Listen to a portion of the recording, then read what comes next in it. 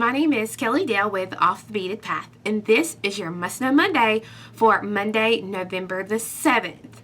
So, everybody has a guy on their list or somebody on their list that they have no idea what to make, especially come the holidays. And I get tons of questions. Hey, I don't really know what to make for a guy. What can I make for a guy? So today I'm going to show you what I think is a great bracelet to make, because you can make it for a man or a woman. It's a Byzantine Chainmaille Bracelet. And oh Lord, I heard the moans just go off in bead world, but I promise you guys, I'm going to show you a great way to do this Byzantine Chainmaille. Now, the thing I like about this Byzantine Chainmaille is you're going to use a 9/64 jump ring, and that has a 3.57 millimeter diameter. The cool thing about this is that if you use the artistic wire jump rings, you don't have to worry about the bracelet tarnishing. So it comes in silver, it comes in cool black, which would be great for guys in your life. It comes with this cool coppery natural color, gold, and then one of my favorites is like this antique vintage bronze color. So comes in a lot of choices. Now, I'm not going to have kits for these this week, but we will have packages of these online. I'll go ahead and tell you, for me, I wear a 7 to a 7 1/4 bracelet. It took 3 packs of the silver. You only get 70 in the silver for some reason. I think they're just trying to make more money, the company is, because these come in a 70 pack, but the other ones come in a 160 pack. So you're only going to need 2 packs of these, the other colors, if you get the 160 packs, okay? So just 2 if you use these. You're probably going to need 3 or more, depending on the size bracelet you need, if you're doing the silver. All you need, 3 packs. I'm using my silver, so I'm going to need 3 packs, a clasp, and a paper clip. So go ahead and get your stuff together, and we'll get started. I have my assortment of jump rings laid out, and I'm going to be using my round nose and flat nose pliers, but you can use if you have 2 flat nose or whatever. And I'm going to keep my little tulip awl handy, and the reason being is because this is really good to help you kind of scoop up and get certain jump rings that you're going to need. So this will be the essential materials. So I'm going to start out by taking 2 jump rings, and I'm going to make sure they're completely closed. And how I do that is I'm just going to grab hold of each side, and I'm just going to twist it together if you need it twisted together. The artistic wire jump rings are great, but they come not completely closed. So I'm going to go ahead and I'm going to twist these little babies and make sure that they're closed. Then I'm going to take a jump ring, and I'm going to twist my jump ring open. I'm going to thread on my paper clip and then my 2 closed jump rings that I just made. And then I'm going to close this clip or this jump ring.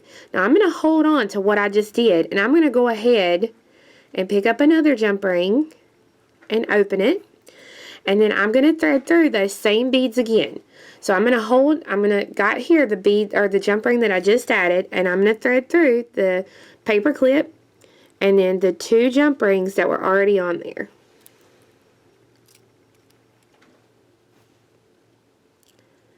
And then I'm going to close that ring. Okay, so if I pull it up like this, and I'm going to use my little pointer here. If I pull it up like this, I have the 2 jump rings that I just added. I have the 2 jump rings here that I added on the very first ring, and then I have my paper clip. Now I'm going to pull these out of the way a little bit and zoom in a little bit better so you can see. Okay, let me get time to focus in. Okay, here we go. So the first thing I'm going to do is I'm going to take these 2, the very first 2 that I threaded on. I'm going to take them, and I'm going to take one, and I'm going to flip it over to the other side. And kind of like the caged beaded bead, I'm going to open these 2 center rings right here, and then just stick my little dowel inside, and I have my opening where my next set of jump rings is going to be. And so see, that's the great thing about the little pointer. If you've got it, you can take it. Now I can leave that sitting in there if I want to, and then open my jump rings and add that again. So I'm going to show you this one more time, how I started this, in case you didn't see it good. I'm going to slide this off. Okay, so to get started again, I'm going to take 2 jump rings, and I'm going to make sure those jump rings are completely closed. There's 1 and 2. Then I'm going to take a second jump ring. I'm going to open up that ring, and I'm going to thread on the paper clip, and then the 2 jump rings I just did that are closed. And then I'm going to close the ring. Okay, I'm going to hold that, and I'm going to open another ring. And again, I'm threading on the paper clip and the 2 jump rings that I already had on here, and close. So that now I have the 2 jump rings that I just added, and then the 2 jump rings that I had on the actual first ring here. Now, I'm going to take the second of those 2 down here at the bottom, and I'm just going to flip this over to the other side. Now, almost like our caged beaded bead, I'm going to open up these 2 here, and then I'm just going to take and grab a hold of the 2 middle ones. Almost, they call this a flip almost, okay? Because basically what you're doing is you're opening these up. Oh, let me get this one to the other side here so you'll have an easier time seeing it. There we go. And so when I grab a hold of these 2 center ones, it's exactly where I need it to add my next set of jump rings. So I'm actually going to leave that in there so that I can keep working. So now I'm going to open a jump ring, and I'm going to put it right inside that opening where I just took my pointer out. So I'm just going to stick it right through those middle 2 jump rings there. And then I'm going to close that ring. I'll lay it out. I'm going to do it again. I'm going to pick up a jump ring, open it, and see, that's why I love to have my little pointer, my little beading awl sitting here so that I can see what I'm doing. Okay, so I'm going through the 2 rings that were already there in the center, so that now you can see these are the 2 that I just added right here. I'm going to leave that sitting in there so you can kind of see where I'm going with this. Okay, so now I'm going to add 2 jump rings to that. Each set of jump rings that you add, you're doing sets. Okay, so each time you add one, you're going to add a second one to it. Okay, so I'm right here. So I'm going to thread on a ring and close it. Thread on a ring and close it. Okay, so I'm going to stick this through here so you can see. This is what I've got so far. I'm going to do that one more time. I'm going to pick up a jump ring and open it. I'm going to go ahead and open me 2 jump rings here. And you can go through and open all these jump rings if you want to before you start working, because the only 2 that you actually need closed are those very first 2 that you threaded on.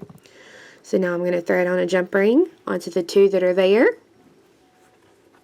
and close it, and then pick up another jump ring, thread it through the 2 that are already there,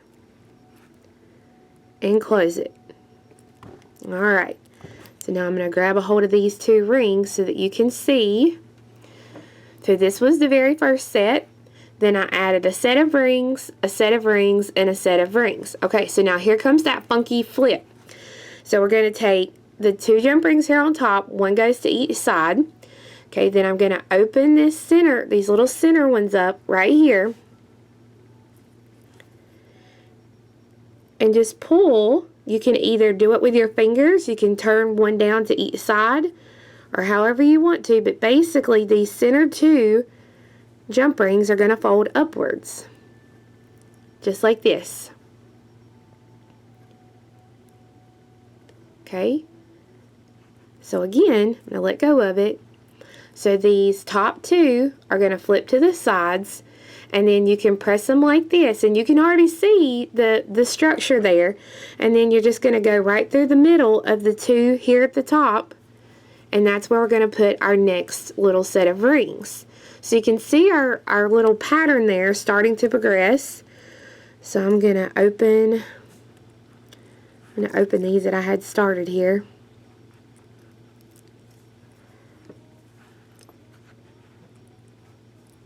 And you can see, you never just pull open the ring. You always want to twist the ring open. Okay, so I'm going to take my little pointer out, and I'm going to stick my jump ring through those two center rings right there. And then pull it out just like that. It's essential that you pull it out. There we go.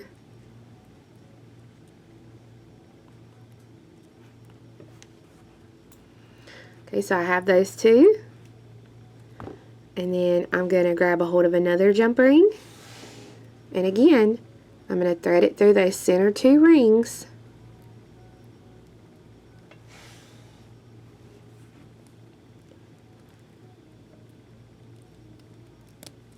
Okay, so I've got my two rings here that I just added. I'm going to open a ring, thread it through those two.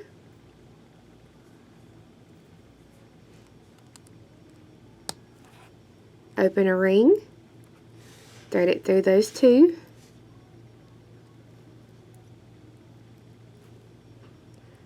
And then I'm going to thread on two more jump rings real quick. So I've added my third set here, and I'm ready to do that fun little funky flip again.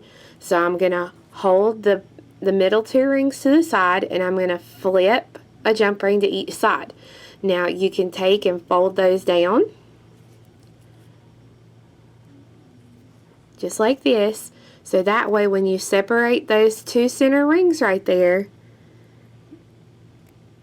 grab a hold of it, you have the two rings that you're going to stick your actual jump rings through. So you can see you have a little Byzantine set with a set of jump rings in between them, a Byzantine set with a set of jump rings in between them, now another Byzantine set. And you're going to keep adding those in sets of 3 and then doing that flip until you have your desired So length. I have a little bit here done, but I also wanted to show you another really cool technique that you can do if you want to add some more color into your piece. Excuse me. So I have these little spots right here. You can see the 2 rings here, the 2 rings here, the 2 rings here that are just, you know, just basically spacers in your project. If you want to add these cool spacers in your project and you want, well, you're going to have them. But if you want to add pops of color into this thing, these little spacers are where you want to add them. So I'm actually going to add some gold into mine. You could do any color that you want to, and you can mix and you can match these. But this is just, I like to wear silver and gold, so I'm going to go ahead and mix and match these. So what will happen is if you're going to do this to start with, you'll do the first 4 rings that you put on will be your first color. The next 2 will be your second color. Okay, so basically the first 2 rings are going to do your little Byzantine box. Then the next one is going to be your connection. So I've just made did my little flip and did my Byzantine box. Now I'm going to use the gold, and I'm going to put in my gold right here. And I'm going to do now, and this is something that you might want to get a little practice actually on the weave There we go, the weave, before you start throwing more colors in there. Then again, it might help you to start off right off the bat, throw in a second color in there, so you'll be able to see more of what you're doing. So I have the gold in there. Now I'm going to go back and I'm going to add the 4 silvers. So my sets of 2, so I'll have 1,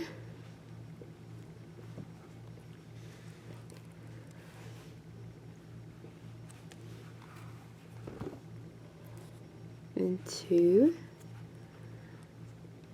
and then I'll attach the 2 rings to that.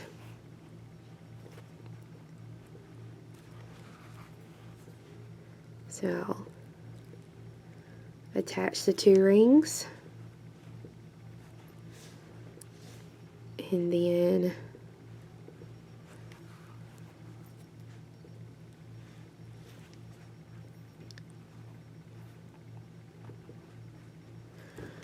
so that now I can do that little flip, and you can see now that the gold is my spacer between those 2 Byzantine boxes. So that's just a neat way that you can add color into it as you work. Once you get the length that you want, I've not gone all the way on mine because I'm actually going to take this out and make a necklace out of mine with the multicolors. But once you get the length that you want, you are going to slide the very end here where you started. You're going to slide it off of your paper clip, and you are going to thread on 1 jump ring into those 2 rings and just attach the first part of your clasp. And so you'll just keep going on until you get to where you want it, and you'll just finish off the little end piece here. Only thread on the one ring through the 2, and then put the other part of your clasp. So I hope that you were able to learn Byzantine chainmail. A few things that I know I'm going to try and answer because I know some of you are going to ask. You can pretty much use any size jump ring to make this project. The only thing is, if you use something bigger or not as thick of gauge, this was an 18 gauge jump ring that I used today. If you use something different, it's not going to look as nice and pretty and compact as what we did in today's video. It's going to be a little bit looser and going to be a little bit harder to tell what you have actually in the Byzantine. So just be prepared for that. I did use the artistic wire jump rings, as I said earlier in the video, and you can use regular silver plated jump rings. The only problem that you're going to have with those is that it could possibly tarnish really bad, and you'd hate to put all this time into making something and it tarnish. And again, you can put any kind of clasp on this that you want to, and you can do this any length that you want to. Bracelet, I'm going to make mine into a necklace, so you really can do whatever it is that you want to. So I hope that you learned something today. Be sure and come back next Monday when I'm going to show you how to make the chainmail rosette. And this is just a quick project that you can make that makes a really, really pretty earring. So thank you guys for watching. We'll see you again next time. Bye-bye.